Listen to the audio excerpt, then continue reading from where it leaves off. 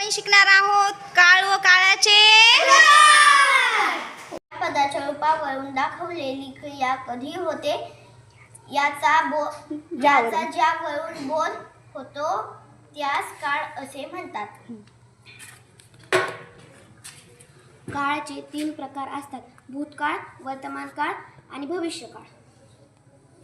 भूतकाळ जेव्हा क्रियापदाच्या रूपावरून क्रिया पूर्वी आधी घडले असा बोध होता तेव्हा त्यास भूतकाळ म्हणतात. उदाहरण: उजेरने आंबा खाल्ला, हरीफ गावाला गेला. ही आहे वर्तमान काळ. जेव्हा क्रियापदाच्या रूपावरून क्रिया आता म्हणजेच वर्तमानात घडते असा बोध होता त्यास वर्तमान काळ म्हणतात. उदाहरण: उज्जैनी पुस्तक वाचते, राम आंबा खातो. हे आहे भविष्यकाळ. जेव्हा क्रियापदाच्या रूपावरून क्रिया पुढे घडल असा बोध होईल त्यास भविष्यकाळ म्हणतात. उदाहरण: तुमचे काम नक्की पूर्ण होईल.